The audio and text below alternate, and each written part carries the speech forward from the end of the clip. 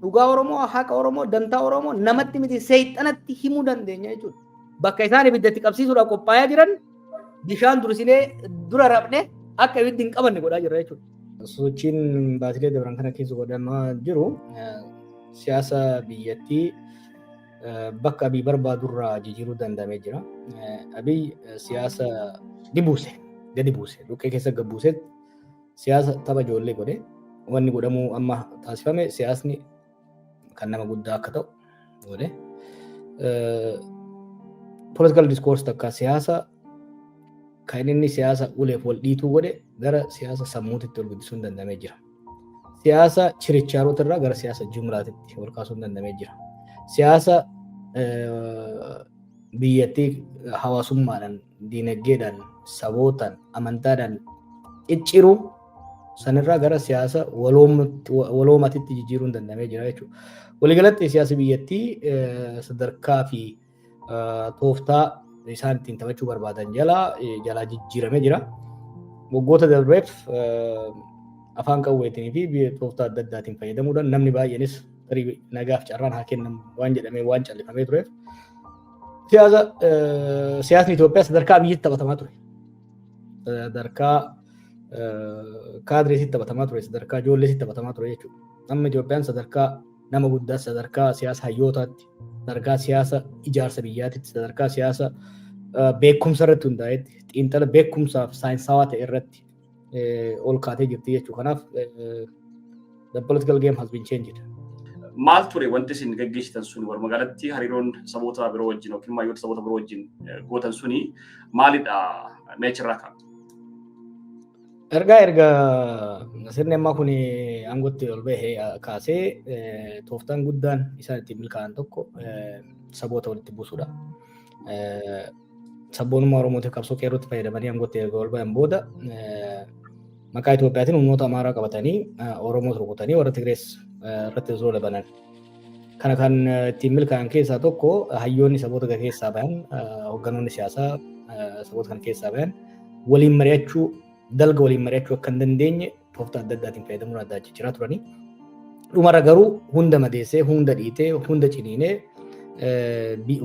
namni biyya san keessa jiru, sabni biyya san keessa jiru, qaamni hawaasaa biyya san keessa jiru hundinuu dabareedhaan miidhamaa sirna kanaa ta'ee namni hundi sadarkaa amma irra jiru kanatti sirnichaan miidhamuu qofa osoo hin ta'in sirnichi biyyas qabatee saboota hunda uummattoota hundas qabatee baduudhaaf badee balleessuurra akka jiru waan hubateef kana jalaa of baraaruudhaaf biyya ofiitii fi saba ofii uummata ofii balaa kana jalaa baraaruudhaaf waliin mari'achuun ilaameedhaan waliin laaluun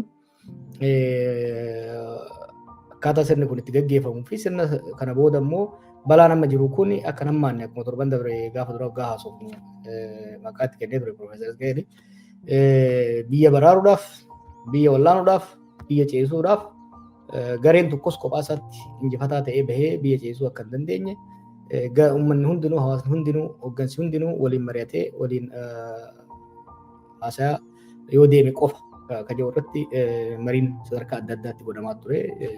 Saboota jidduuttis Oromoo qofa osoo hin ta'in saboonni hundumtuu isaan jidduuttis marii godhaa turanii amma immoo sadarkaa waloottis sadarkaa adda addaatti godhamaa jira jechuudha. Gaafii lammataa kana gaafii dura kaafsanii waggaa walitti qabne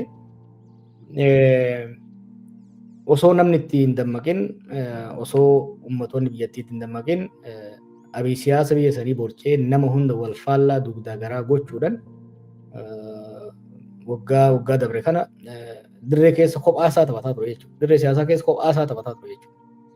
Amma garuu saboonni fi hayyoonni Oromoos saboonniinis waliin haasa'uu, waliin falachuu, odeeffannoo wal jijjiiruu fakkeenya wanni odeeffannoon taa'een kennee dabre sun jijjiiramni fide laafaan ta'e hin taane beeke.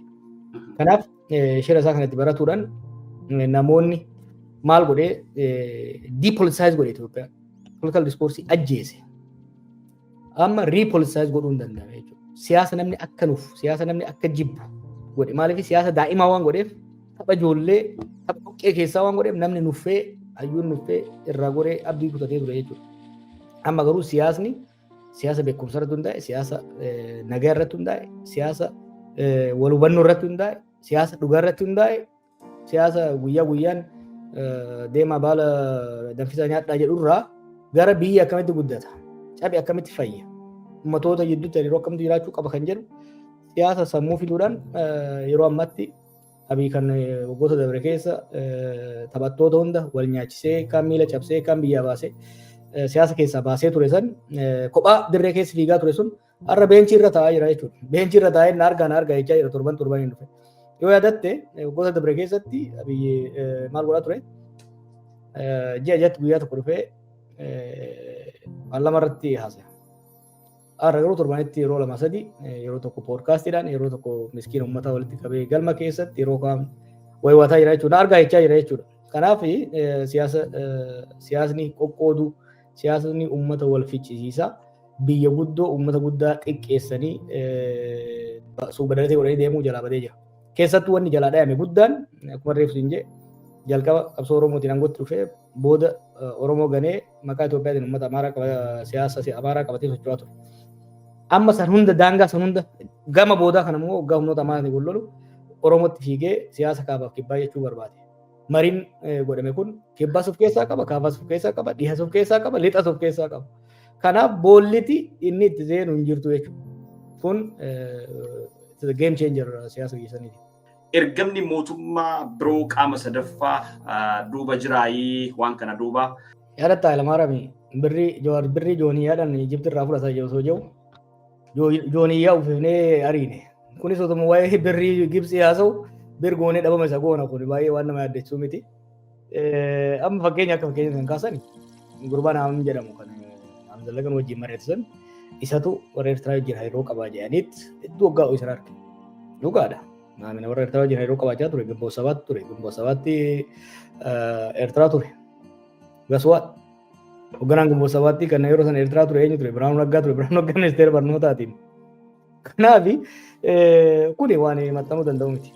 Nuti yeroo danja'a keessattuu Oromoo keessaa baatee uummata bal'aa hammana gahu mana guddaa hammana gahu uummata dhugaa qabu osoo akkamitti maxxantuu taata namarratti Oromoo irratti akkamitti maxxantuu taata maal dhabnee abbaa federaalatti maxxannanu Abiy barri kan deemee ashkar warra Imireetii ta'ee akka rabbiitti isaa waaqeffataa ooluuf beekumsa hin qabu deeggarsa uummata keessaa hin qabu imaammata hin qabu lola otoo qophaa'in itti seene baraaruudhaaf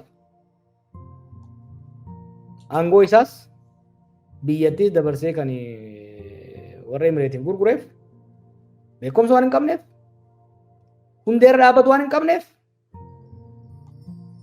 ummata isa abdatuu fi ummata isa deeggaru waan hin qabneef ka maxxantuu ta'e yoo maal barbaadee maxxantuu ta'a gaafa qeerroo yoo taate dhibbatti ofirratti hirkattummaa beekumsa leechalloo dhiiga Oromootiin jijjiirama finne. Arras taanas irratti hirkattummaa uummata biyya keenyaatiin leechalloo beekumsa hayyoota biyya keenyaatiin jijjiirama finna. Jijjiirama sanis itti abboomne biyya baraarree biyya wal'aannee biyya ceesifne.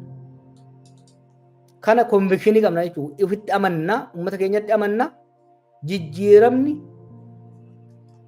ergaa biyya alaatiin beekumsa biyya alaatiin qabeenya biyya alaatiin imaammata biyya alaatiin dhufu bu'aan isaa kan biyya alaa ta'a malee kan uummata saniin ta'u. Kanammoo qabatamaan Abiy irratti agarre.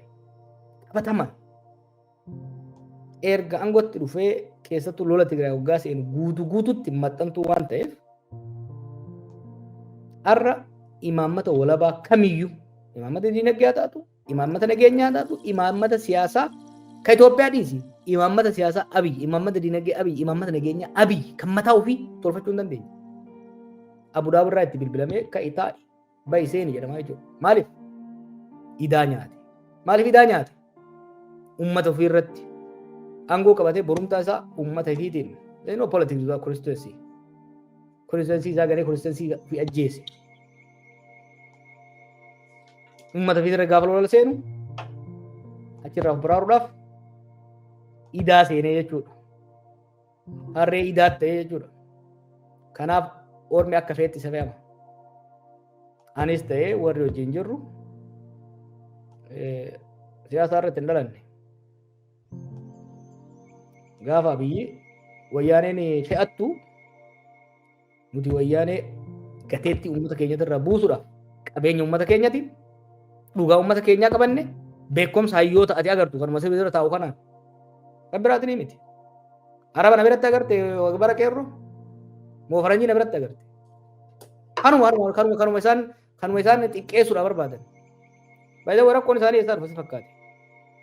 Ijoollee ta'ee barreeffama keelloo fi diimaa warra opiidiyoo tokko ture ijoollee ta'ee probably 4-5 jiran fakkaate. Hayyoonni gurguddoon madda dhiphummaati. Dureeyyiin gurguddoon madda hiyyummaati.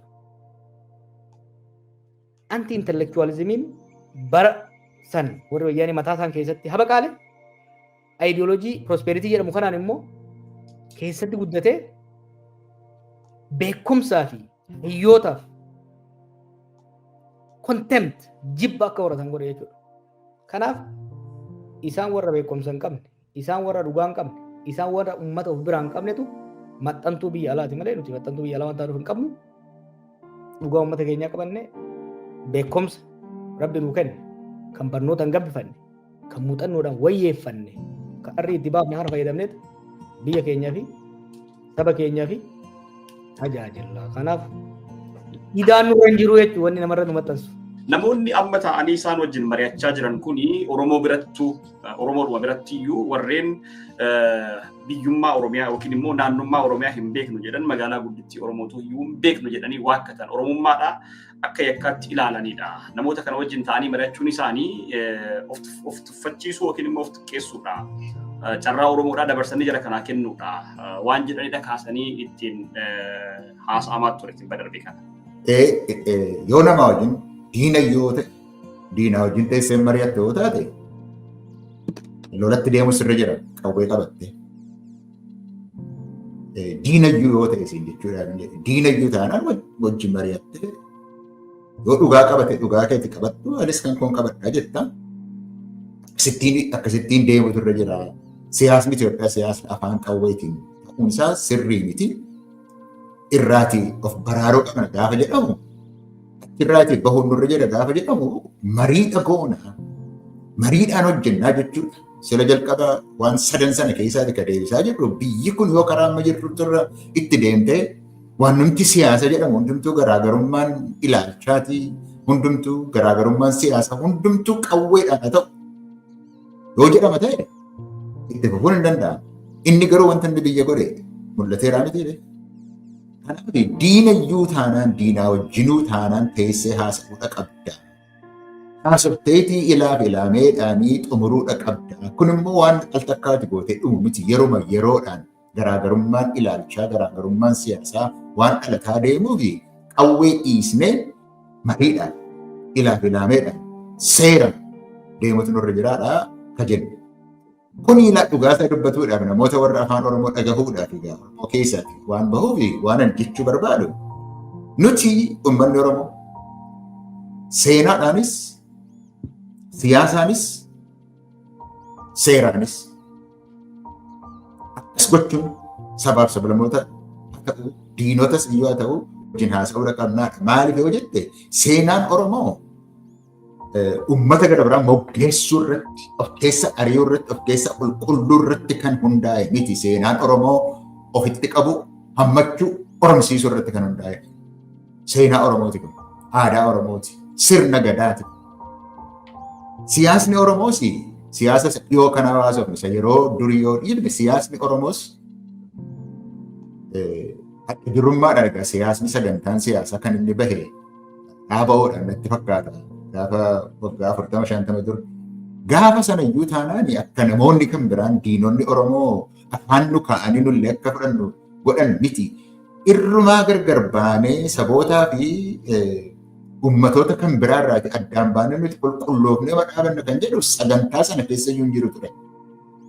Sagantaa sana keessattuu kan jedhu sabootaaf sablammoota naannoo Itoophiyaa keessa jiranii wajjin yoo walii gallee wal qabannee wal qixxummaadhaan jiraachuu dandeenya kan jedhudha. Waa'een Oromoo kuni waa'ee hammachuuti malee nuti hangafala. Warra kibba keessa jiru keessaati guddaadha nuti. Seenaas qabna, seeraas qabna, waan Oromoon dhabe hin jiru. beekumsas qabna waan Oromoon dhabe hin jiru akka sodaattuu ta'uu nurra hin jiru gara bal'annee akka guddina keenyaatti adda durummaa agarsiisutu nurra jira. Kanatu siyaasa keenya ture jechuudha duris. Siyaasni keenya kana ture kan Oromoo hammachuu, mari'achuu, diina immoo ofitti qabu ergiitii mo'atte booda kuni waanuma siyaasa Oromoo keessa turedha duriyyuu jechuudha hin jedhe. Ammas immoo taanaan seeraanis yoo naannoo Itoophiyaa keessa jirra ta'e itti buqqaanee baana yoo jenna ta'e Itoophiyaa irraati buqqaanee baanaa irratti fudhatama yoo ta'e inni iyyuu seeraanidha kan inni ta'u. Seeraan deemna malee sagalee uummataatiin deemna malee namatti nuti hin dubbannu jechuudhaan deemuu hin dandeenyu jechuu kooti. Kanaaf seenaadhaanis sagantaadhaanis sagantaa siyaasaatiinis siyaasaanis akkasumas seeraanis kun dirqama keenyadha. Kun immoo of danda'uu keenya of amanuu keenya irraatiiti. Of amanuu danda'uu keenya irraati waan maddudha malee dadhabbii irraati waan maddu miti. Kanarratti waan Oromoon jedhu tokkotu jira. Ishee kana jedheetan irraa dhaaba. Keessoo keenya tun jabeeffatinii hariiroo saboota kan biraatiif uummata kan biraa wajjin maaliif walitti finnaa? Keessoo keenya amma ergi bilisiginnaan dhufeetiitii laaffisaa dhufe malee Oromoon waggaa jaha tures keessoon isaa jabaadha ture. Uummata tokko ta'uusaa, uummata afaan tokkoo, uummata gadaa tokkoo, uummata aadaa tokkoo ta'uusaa beekee siyaasa addunyaan illee itti dinqisiifatan siyaasa qeerroo qabsoo qeerroo keessatti tokkummaa isaa agarsiisee ture. Amma bilisiginnaa dhufee waan nu diige irratti isa dhiisnee raawwanneeti keessoo keenya sirriidha. Waan bilisiginnaan diige sana walitti deebisuu hojjechuun irra jira immoo ittuma jirra. Sabaaf sablammoota kan biraa wajjin hariiroo uumuun barbaachisaa miti kan jedhu garuu Oromoo miti kan akka jechuun irra jiru. Oromooni warri siyaasaan akkuma Oromoo galma tokko qabna jedhanii akka hangafatti uummata hangafatti ilaallatanii ofitti qabuu keenya eeggataadha jiru. Warri Oromoodhaa wajjin immoo dorgommii qabanis amma gara Oromooti ilaala.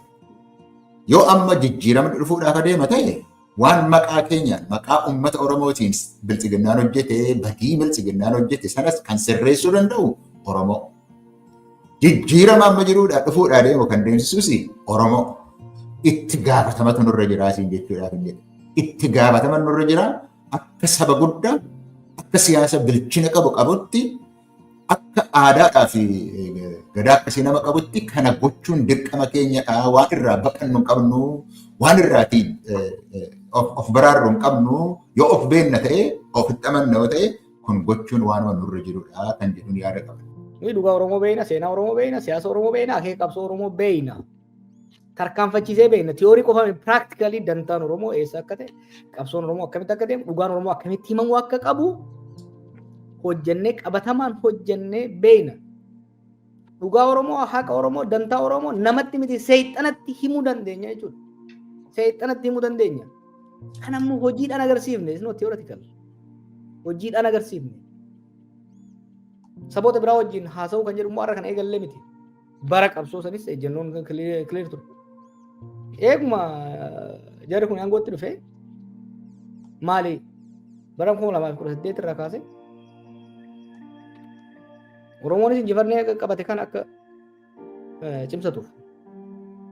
Bara Oromoon aangootti dhufe kun badiin ajjeechaan cunqursaan saamichi sirnoota dabree akkan dhufne.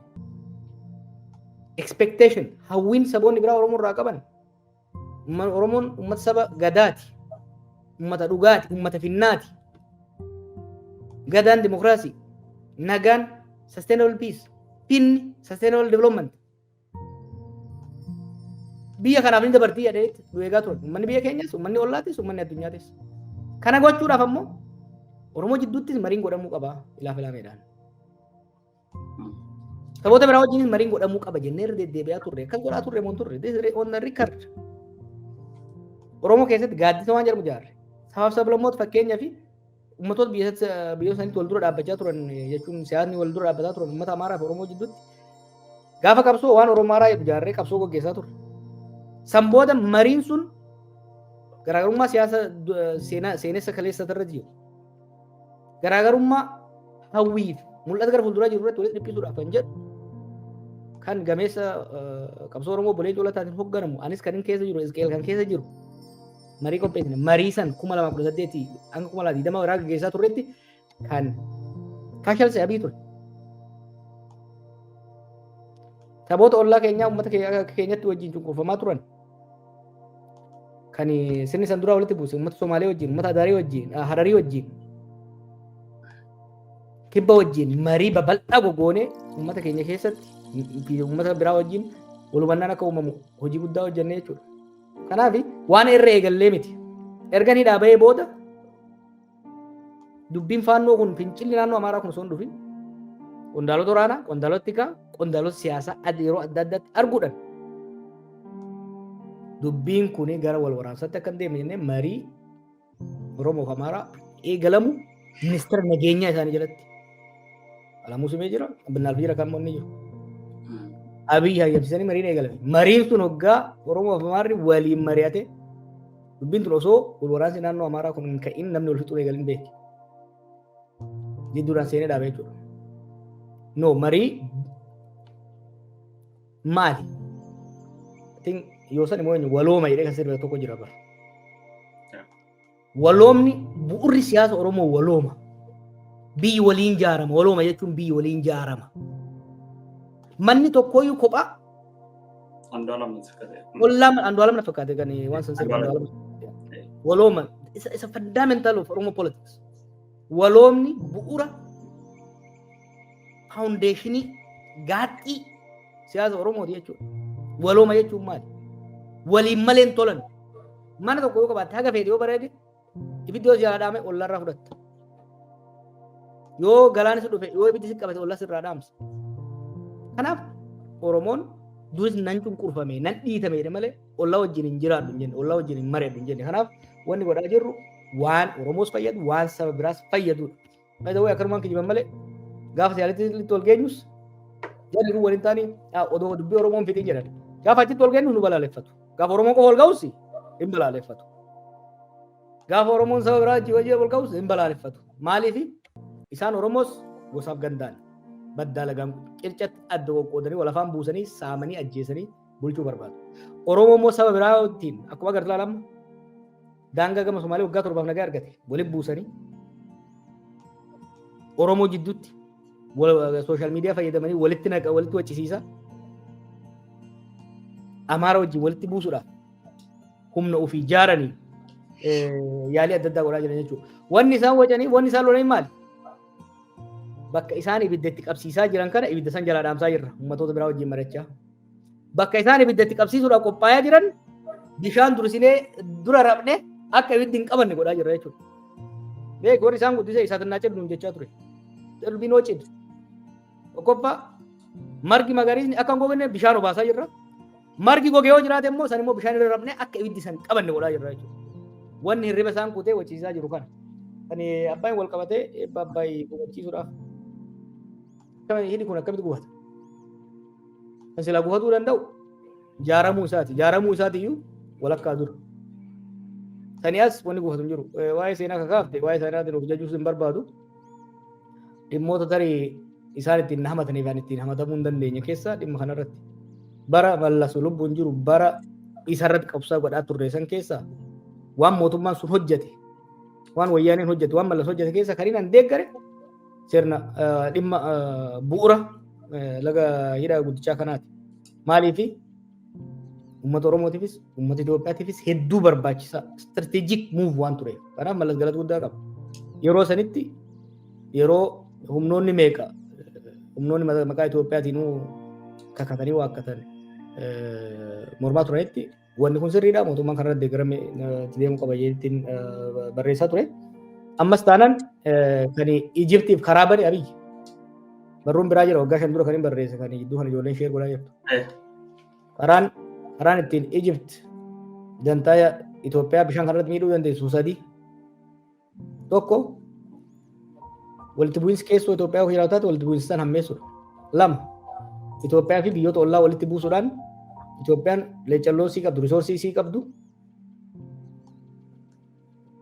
hojii gurguddaa bishaan irratti walirratti hojjechuu osoo hin taane lola irratti akka qisaastu gochuudha. Sadaffaan dippiloomaasii addunyaatiin fayyadamuudhaan Itoophiyaan deeggarsa diinagdee bishaan sii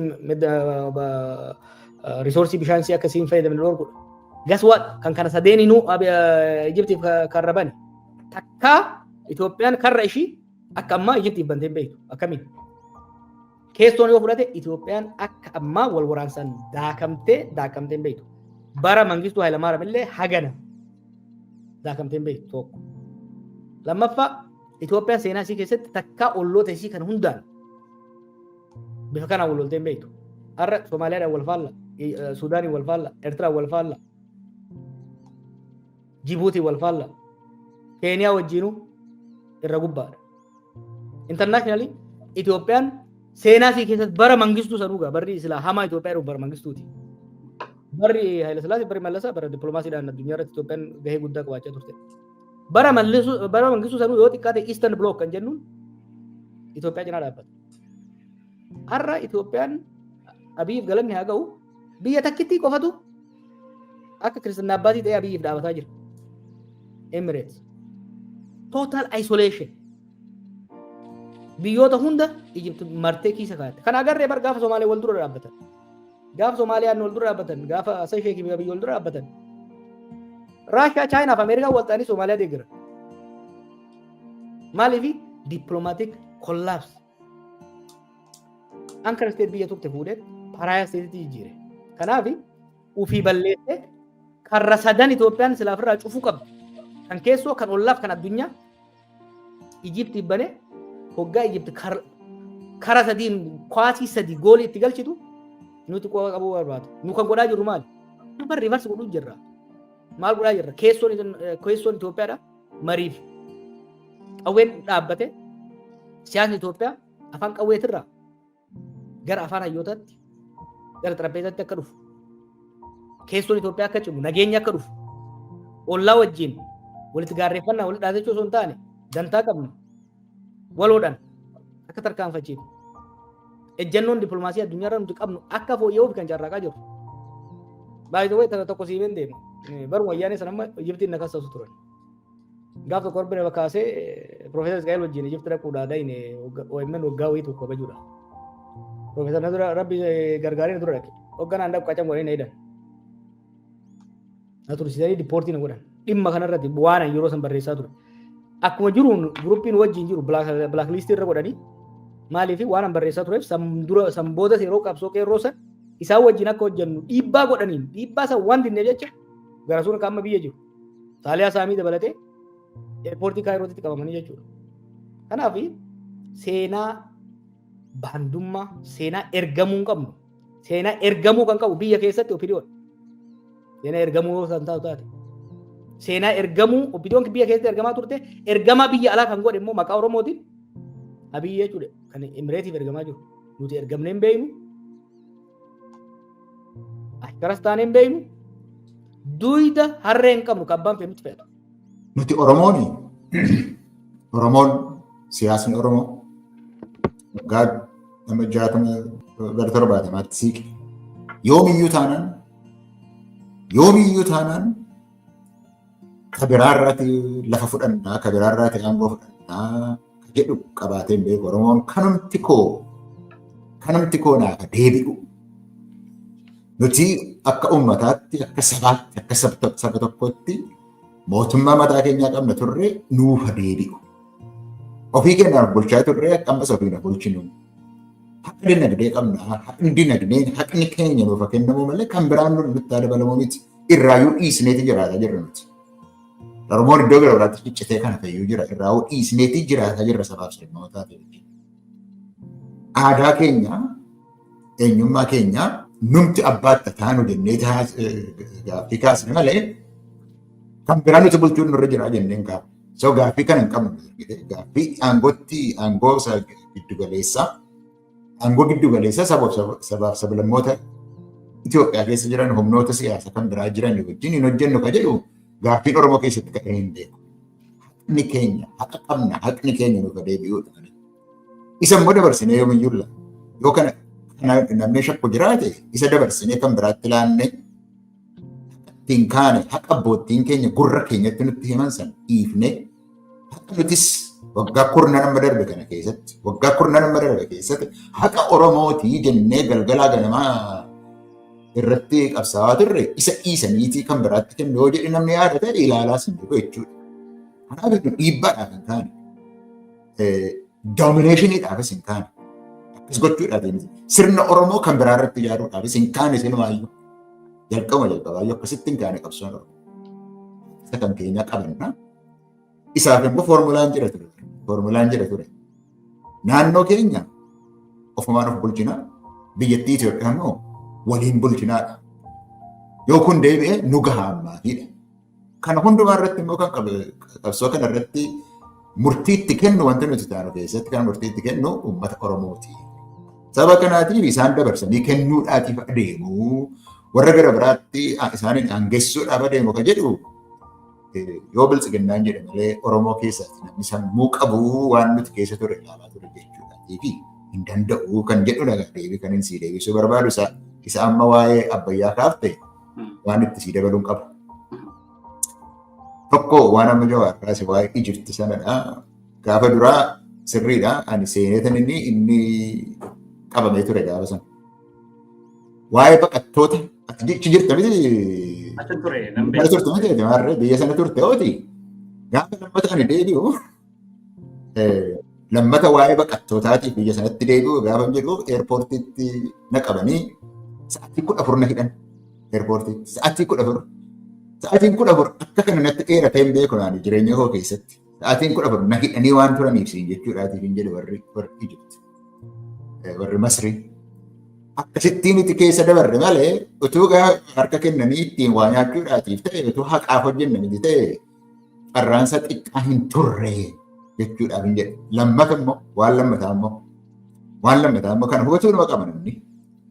Yoo waa'ee Abbayyaa haasa'uudhaaf ta'e Abbayyaa lamatu jira miti inni gurraacha fi adiitu jira miti. Abbayyaa isa gurraacha jedhamu sana keessatti Abbayyaa isa jennu kan maqaa kan biraa qaba. Bishaan suni bishaan achi keessa dhufu Masriif isa ta'u Sudaaniif isa ta'u kan Itoophiyaa keessaatii ba'u bishaan suni harki 86 Oromiyaa keessaa ba'a. Harki 86 Gaabbus, Hangar, Dhidheessa, Gudar, Mogor Oromiyaa keessaa ba'a.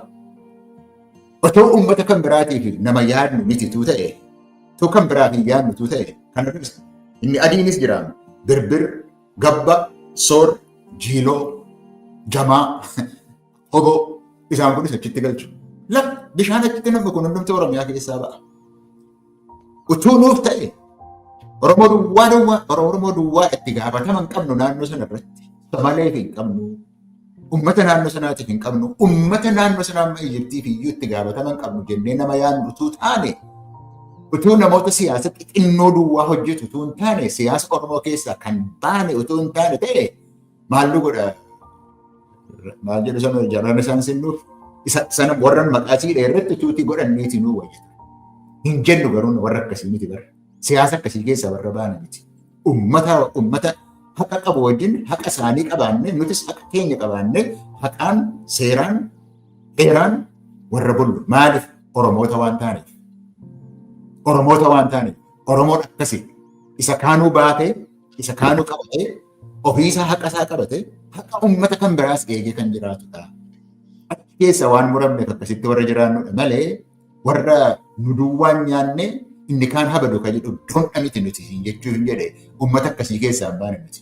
Gaafa ajandaan ulaa galaanaa gadi ba'u abi gadi ba'ee zabarraqee dubbii balleessuurra osoo namoota waan haasayan beekan ka akka jeneraala kanaatitti kennee ture osoo warra akkanaatti kennee ture dubbiin Somaalilaandii laaqameen badu Somaaliyaan caccabdee turte sun Itoophiyaa salphisuu hin dandeessu turte kasaaraan dippiloomaasiin dura gahee hin ga'u ture.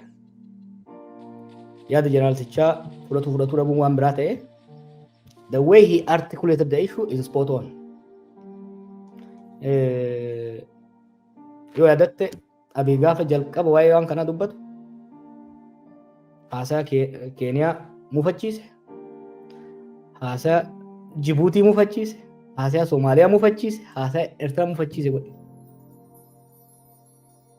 In laaqee articulate gochuu dhabe Jeneraalli kun garuu bifa miira tasgabbaa ta'een bifa takka lamaan kaa'ee gaafii Itoophiyaan asabirraa qabdu kaa'e. Kanaaf galateeffatamuu qaba. Sana erga jennee booda dhimma Itoophiyaan ulaa galaanaa isii barbaachisu dhimmoota lammiilee Itoophiyaa hunda keessatti waliigalteen irra jiru naashinaal konsensus irra jiru keessaa dhimma ulaa galaanaa dhimmoota lama. Dhimma dantaa laga mormor takka Abbayyaa irraa qabnu, dhimma barbaachisummaa ulaa galaanaa dhimmoota lammiileen biyya kanaa irratti walii galan. Gaafiin jiru gaafiin kun yoomii fi haala kam keessatti ka'uu qaba? Hawwii qabna. Hawwii qabdu hunda bakka maratti naasoftu. Intala takka yoo jaalatte, naan malti yoo jette, dura hin dalagatta, gootaraa guuttatta. Karaa ishee qindiif karaa tokko goota. Warri baddaa sanii walillee gootan naf fakkaate. Malee akkuma intalummaa akkuma agarteen aabboo kan ishee natti butiin jettuun. Feasibility and timing. Yeroon akkaataan gaafiin itti ka'e waa hedduu balleesse akkaataa abii gaafii kan itti kaase. Amma jeneraali kun seenaa, seera, loojik bu'uureeffatee gaafii dhiyeesse. Abii garuu bifa seenaas faallessuun bifa amansiisuun osoo hin ta'in bifa ummatoota biraa ummatoota ollaa keenyaa baaraksuuf, dammaqsuuf, aarsuuf, dallansiisuun kan kaase jechuudha. Ammatti Itoophiyaan ulaa galaanaa gama sadiin arganna. Dippiloomaasii, diinagdee, waraana. Dippiloomaasii, diinagdee, waraanaan arganna. Dippiloomaasiidhaan amansiifnee, olloota keenya amansiifnee, seera addunyaatiif dippiloomaasii hawaasa addunyaa amansiifnee yoo dandeenye. Yookaan diinagdee fi leecalloo akka biyyaatti qabnu. Barruu tokko keessa barreessee jira biyyoonni ollaa keenyaa kun hundi nurratti wal dorgomuu qabu. Ulaa galaanaa koomershaalii fi seekiriitiif nuu kennuudhaaf. Maaliif? Diinagdeen naannichaa guddaa kan nu qabu. Uummata konsuumar guddaa kan qabu nuyi. Nageenya naannichaas yoo kataatu taate amma babbadee waraana laaffate malee gama waraanaatis humna guddaa mobilaayiz godhuu kan danda'u Itoophiyaan. Kanaaf biyyoonni ollaa keenyaa ifii jecha nuu jecha osoo hin ta'in ulaa galaanaa nuu kennuun isaaniif nus fayyada. Garuu akka itti dhiyeessinu immoo akka nus isaanis fayyadu gochuudha. Kammi sadaffaan dippiloomaasiin ta'uu baatee diinagdeen ta'uu baatee gara waraanaa deemuu dandeessa. Sadaffaa irratti aslaas riizoort. Sadeen kun hoo maal gaafata beektaa? Dhimma yeroo kan isin jedhe. Dippiloomaasii irratti naannoo sanii fi olaantummaa naannoo saniitti olaantummaa qabaachuu qabda. Addunyaa irratti dhageettii qabaachuu qabda. Dippiloomaasiidhaan harka micciirtee fudhachuudhaan amansiiftee harka micciirtee fudhachuudhaan. Diinagdeedhaan immoo hawwattee olloota kan wal dorgomsiiftee nasii wayyanii akka dhufan gochuudhaaf diinagdee saffisaan guddatu kan qonni isaa babal'achaa manufacturing sector isaa guddachaa import exporting isaa dabalaa biyya bira dabree ollaa guddisuu danda'u gaafa jaarratti. Gama waraanaa noo waraana biyya ofii tasgabbeessee biyya keessatti tokkummaaf tasgabbiin guutuun jiru mirkaneessitee waraanni biyyattii hojii keessootiin kan hin qabamin daangaa ofii eeguu bira dabree daangaa biraa ce'ee qabachuu akka danda'u taate. Maaf kana jaa fakkeenya ammaa biyya namoota itti sossoobu tokko sarkaa wallaala abii bar kasaaraa inni nu galchu maal haasaa fakkeenyaaf yaajibaa biyya gaafii cimaa waan na gaafatee si dheeressa. Abii waan Puutiin Kiraamiyaa irratti godhe haasa. Kiraamiyaa barree abii wanni Puutiin Kiraamiyaa irratti kan tarkaanfii fudhate aangoo qabatee waggaa 20 booda. Maaliif? Soobeet hedduu laaffattee turte. Soobeetiin diigamtee Raashiyaan hedduu laaftuu turte. Achirraa deebisee siyaasaa Raashiyaa dhuunfatee security intelligence military Raashiyaa deebisee ijaare dippiloomaasii Raashiyaa sadarkaa addunyaatti sadarkaa olaanaatti deebisee keessoo fi ala utubaa fi dagalee Raashiyaa erga cimsee booda keessoo tasgabbeessee dhuunfatee addunyaa irratti dhageettii fi influensii Raashiyaa erga guddatee booda gara Kiraayimiyaa kan ce'e. Imagine Putin akkuma Gorbaachoo irraa fuudha naayim ijaarsa inni irraa fudhate irraa kun fudhatee yeroo doohun bakkuma taa'uyyuu gadi hin qabatin osoo laaffatee osoo jirutti osoo darree ta'ee jirutti yeroo intelijansii deebisee hin jaaranitti waraana deebisee hin jaaranitti diinagdeen harka kabals turetti Kiraayimiyaan qabadhe osoo jedhee kabalamee deebi'aa jechuudha. Kiraayimiyaadhaaf osoo deemu silaa Mooskoo dhabuu danda'atu. So let's be serious. Gara fuuldura yeroo fudhannee akka irratti haasawuu nuun barbaada. Ulaa galaana nu barbaachisa. Ulaa galaana dippiloomaasii keenya deeffannee ijaarrannee diinagdee keenya deeffannee ijaarrannee humna waraanaa keenya deeffannee ijaarrannetti filannoo sadeen akka qabnu gaafa beekamne biyyi hundu biyya cina turuuf. Har'a maaliif Jibuutii ani Kiraayimiyaa ta'uu hin danda'u hin barbaadu hin danda'u Kiraayimiyaa na godhuu hin dandeessu jette funyaan jala dhaabatte. Soomaaliyaan addunyaa irratti abii salphiftee harka kennisiif. Eertiraan irra Itoophiyaa caalaa biyya tasgabbooftuu fi ankara state at least security state taatee ilaalamaa jirti jechuudha. Kanaaf jeneraalli kunis wanni ani kabajaadhaan gaafadhu waraana kana kanan gaafadhu akka loltuutti waan loltuu tokko irraa eegamu dubbate jeneraaltichi. Garuu jeneraalli kunis jeneraalli biraas waan isaa fudhachuu qaban hojiin istiraatiijik ta'e keessattuu hariiroo biyyoota alaa wajjin jiru haala qabatamaa biyya tokkoo irratti hundaa'a. Haala qabatamaa diinagdee, seekiyuritii fi dippiloomaasii biyya sana irratti. Itoophiyaan sadarkaa amma jirtutti siyaasa akkasii tarkaanfachuudhaaf humna hin qabdu. Dura waa jaarrota maaliif biyyi qaama kana oofutu humna hin qabu? Tokko kun ajandaa Itoophiyaatii miti. Ajandaa Imireetii. Imireetiitu wal dorgommii Suudii wajjin qabduuf asab irratti galaana diimaa gama lachuurraa qubachuu qabna waraana keenya qubachiisuu qabna. Isaayyaasiin ari'e qubachiisuu qabna tokko sani. Lammaffaan Abiyyaan gorraa turuudhaaf warra Imireet ajee isaanii fudhachuu qaba. Lammaffaan immoo biyya keessa tarii fincillee yoo kanatti dhoohi taate lola biyya alaa eegaleen irraa of baraara yaada jedhuun deeme. But is wrong. Maaliin jaan beekaa biyya? Arjentiinaan dikteetarri Arjentiina bara 1970 keessa waan ta'e. Diinagdee kuffisee biyya daakee uummata fitee gaafa uummanni itti finciluudhaaf ka'u warra British wajjin Fook Island bakka jedhamu tokko dhaqee weerara eegale. Warra isa irratti mo'ame waraanni Fook Island irraa deebi'e qursii abbaa irree san godhate jechuudha. Kan waan hin fixa.